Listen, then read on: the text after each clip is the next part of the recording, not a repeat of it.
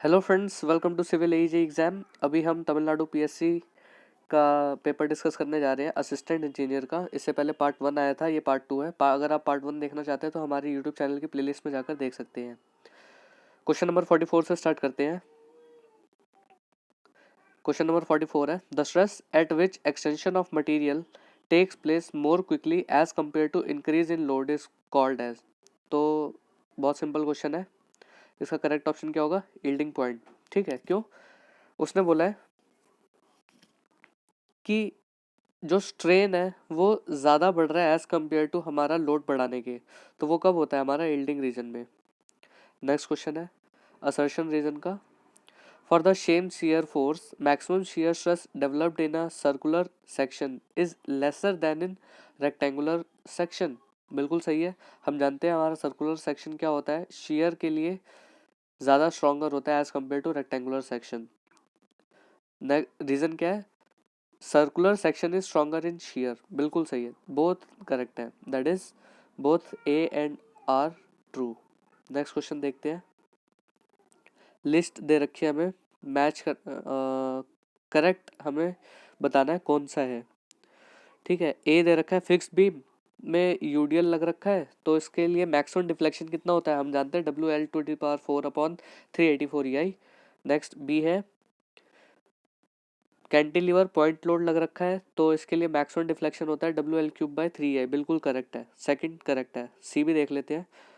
Simply supported है, central load लग रखा है, तो इसके लिए होता है WL3/48 EI। और सिंपली सपोर्टेड यूडीएल के लिए होता है 5WL4/384 EI। तो करेक्ट ऑप्शन क्या है? 2। नेक्स्ट क्वेश्चन देखते हैं।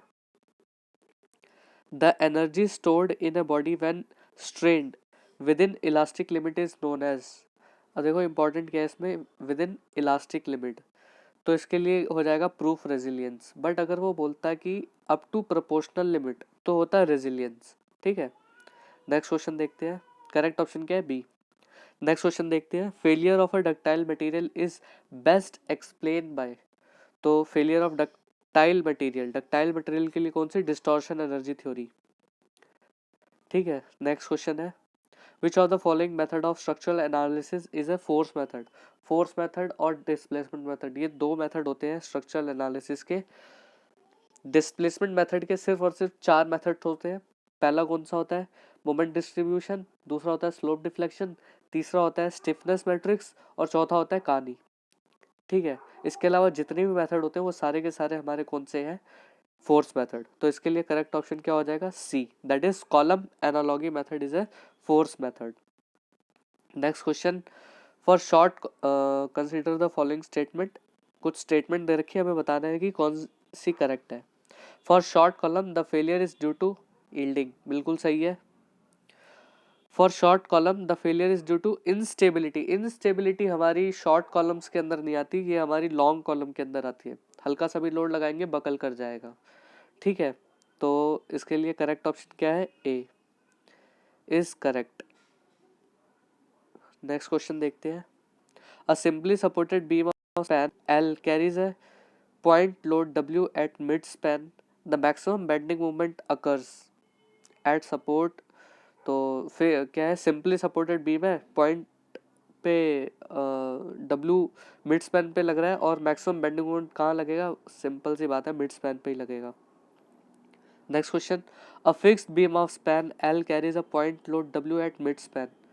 ठीक है, the bending moment at mid span is given bye. तो इसका bending moment diagram fix beam का कैसा बनता है? कुछ ऐसा बनता है। ठीक है, ये कितना होता है?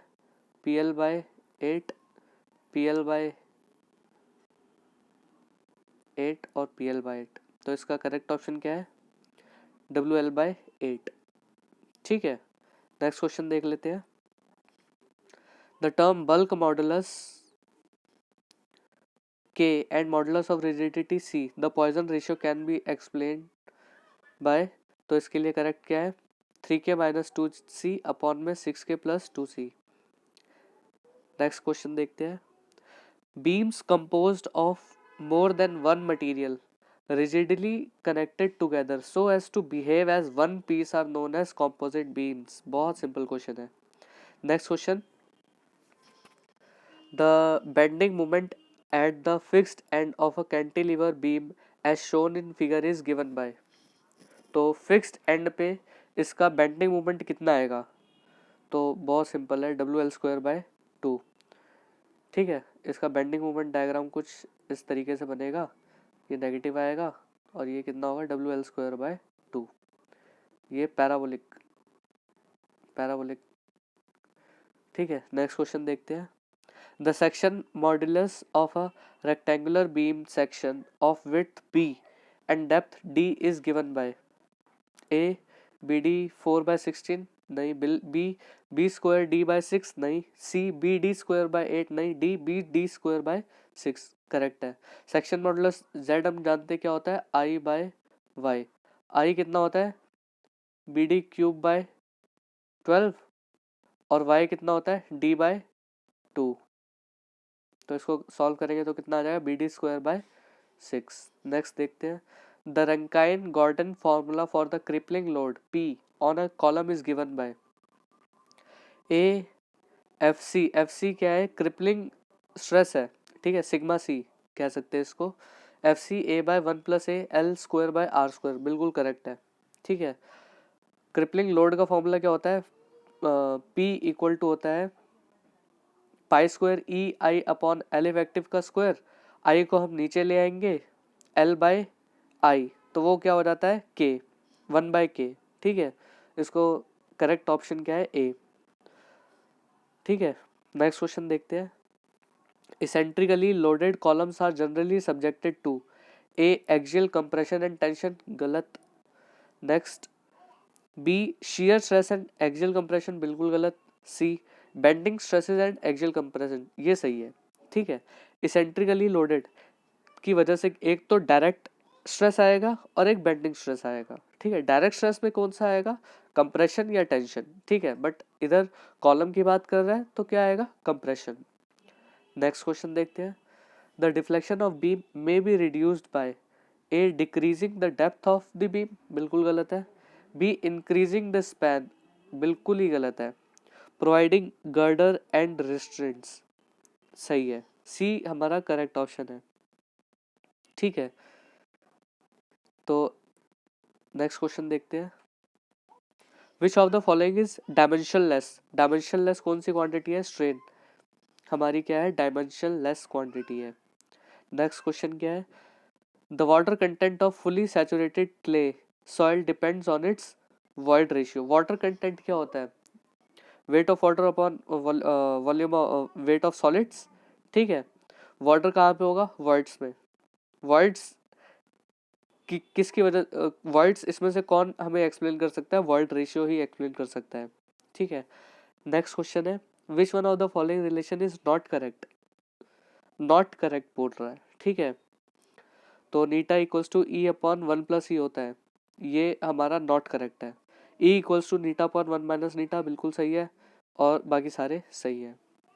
A well graded sandy soil containing clay is represented by a symbol as per IS classification। well graded sandy soil है तो इसके लिए क्या है, SW। एक्चुअल में इसको रिप्रेजेंट करना चाहिए SWSC। ठीक है, well graded sandy soil containing clay। ठीक है, नेक्स्ट क्वेश्चन है, the standard temperature at which the hydrometer is calibrated is 25 degree Celsius. Next, a soil having uniformity coefficient more than 10 is called well graded soil। ठीक है, और अगर CU हमारा less than 4 है तो क्या है, poorly graded soil. Done. Relative density of sand indicates.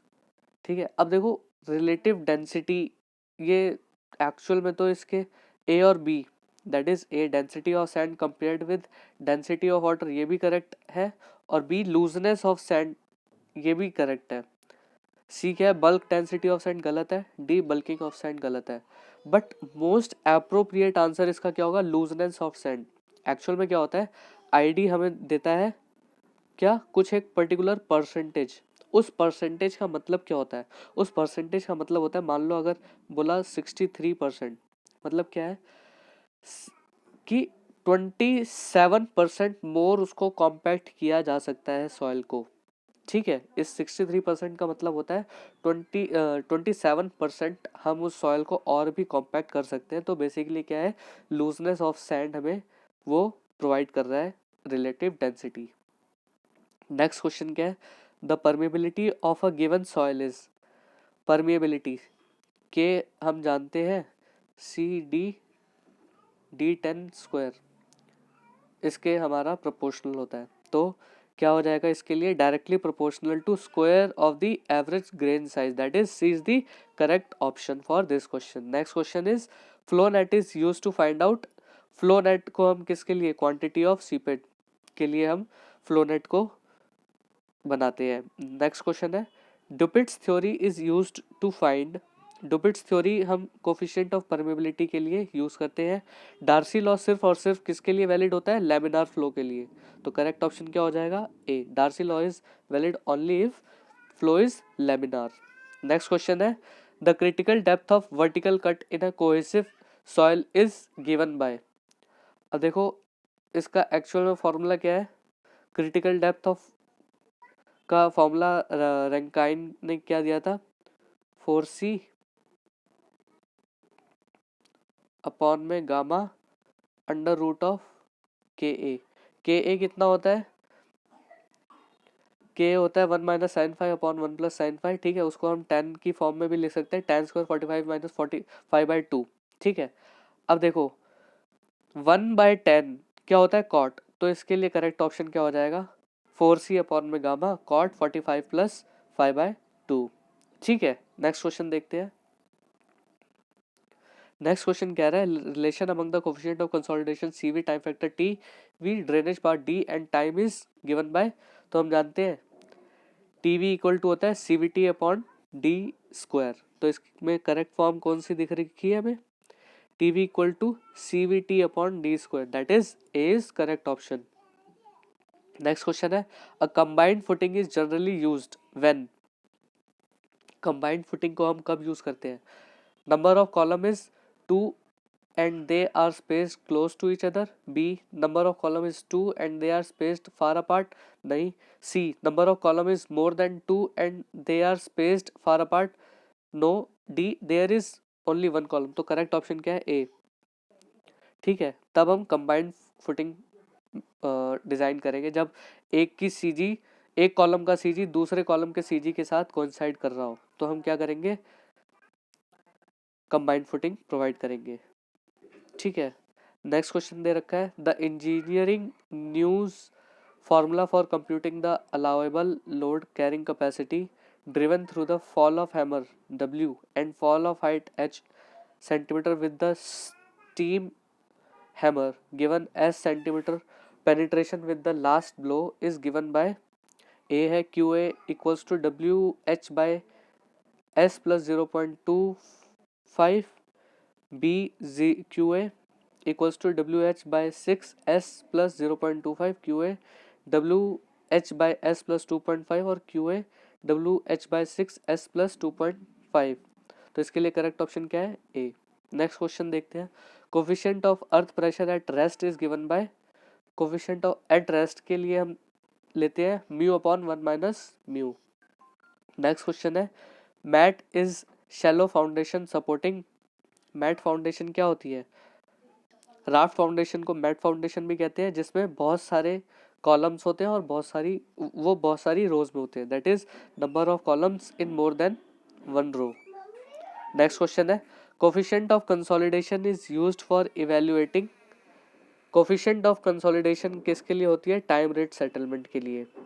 Next question, the bearing capacity of a soil may be improved by, bearing capacity of soil को किस तरीके से हम इम्प्रूव कर सकते हैं, A reducing the depth of foundation, बिल्कुल गलत है, B increasing the depth of foundation, बिल्कुल सही है, सी मॉइस्टनिंग द सॉइल और D is loosening the soil. तो करेक्ट ऑप्शन क्या है, B, that is increasing the depth of foundation. Bearing capacity के फॉर्मूले से भी हम देख सकते हैं Q क्या होता है, gamma DF, depth of foundation जितनी बढ़ाएंगे उतनी हमारी क्या होगी, बियरिंग कैपेसिटी बढ़ेगी। Next question, pile foundations are normally used A in soft clay soil, B in heavy loaded situations, C when required bearing area is not available, और D is in loose sandy soils. तो actual में तो देखो सारी option correct है, but most appropriate क्या होगा, when required bearing area is not available. ठीक है, तब हम क्या करेंगे, पाइल फाउंडेशन का यूज़ करेंगे। क्ले सॉइल के लिए हम अंडर इन पाइल यूज़ करते हैं, और हैवी लोड के लिए पाइल ही यूज़ की जाती है। सैंड के लिए हम फ्रिक्शनल पाइल यूज़ कर सकते हैं। ठीक है, तो मोस्ट अप्रोप्रिएट आंसर इसका सी होगा, दैट इज बियरिंग एरिया के लिए अवेलेबल स्पेस ना हो। नेक्स्ट है 80, minimum depth of wall footing is obtained by. तो बहुत सिंपल क्वेश्चन है, रैंकाइन फॉर्मूला, बाला फॉर्मूला, मैंडलिन फॉर्मूला, ये कोई फॉर्मूला नहीं है, ऐसा करके कोई फॉर्मूला नहीं है। नेक्स्ट है, slow sand filter is efficient to remove the bacteria from the raw water to an extent of 98 to 99%। हमारा स्लो सैंड फिल्टर क्या करता है, बैक्टीरिया रिमूवल करता है। ठीक है, और रैपिड सैंड फिल्टर कितना करता है, रैपिड सैंड फिल्टर हमारा 85 to 90% कर देता है हमारा रिमूवल बैक्टीरिया का। नेक्स्ट है, the minimum diameter of manhole opening is, correct option is 50 centimetre का हमारा minimum diameter of manhole होता है। Next question is, evaporation from the surface of reservoir may be reduce by sprinkling. तो evaporation को control करने के लिए एसाइटिल alcohol हम यूज कर सकते हैं, acetyl alcohol. Next question is, platinum cobalt scale is used for measurement of its. Platinum cobalt scale का हम कलर मेजरिंग के लिए यूज करते हैं। ठीक है, नेक्स्ट क्वेश्चन है, कलर ऑफ फ्रेश सीवेज, बहुत सिंपल क्वेश्चन है, ग्रे होता है। Next question, which of the following statement is correct. तो ए दे रखा है, if the pH value of water is equal to 7 the water is said to be neutral, correct है। The pH value determines the strength of the acid और alkali in water, बिल्कुल सही है। The pH value of water can be obtained by potentiometer, सही है, all of these are correct. Next question है, the water of a river has an important property called self purification. ठीक है, water की, river water की क्या होती है, एक इंपॉर्टेंट प्रॉपर्टी क्या है, सेल्फ प्यूरिफिकेशन, दैट इज वो खुद ही अपने आप को प्यूरिफाई कर लेती है एक पर्टिकुलर डिस्टेंस के बाद। ठीक है, नेक्स्ट है, कुछ मैच करना है, लिस्ट 1 और लिस्ट 2 को दे रखा है हमें, उनको आपस में मैच करना है। ठीक है, इसमें से फ्लोटिंग मैटर किससे रिमूव कर सकते हैं, स्क्रीनिंग से। ए का 4, एक का 4 बी और सी में है। ठीक है, देख लेते हैं। और सस्पेंडेड इम्प्योरिटीज, सस्पेंडेड इम्प्योरिटीज को हम किससे करते हैं, प्लेन सेडिमेंटेशन से। बी का 2, दैट इज करेक्ट ऑप्शन क्या हो जाएगा, बी। और भी देख लेते हैं, माइक्रो ऑर्गेनिजम्स एंड कोलाइड को हम फिल्ट्रेशन से रिमूव कर लेंगे, और पैथोजेनिक बैक्टीरिया को हम डिसइंफेक्शन से रिमूव कर सकते हैं। नेक्स्ट है 89, water carriage systems needs more, क्या, water carrier system that is drainage system हमारे ज़्यादा क्या लेगा, मनी रिक्वायरमेंट ज़्यादा होती है।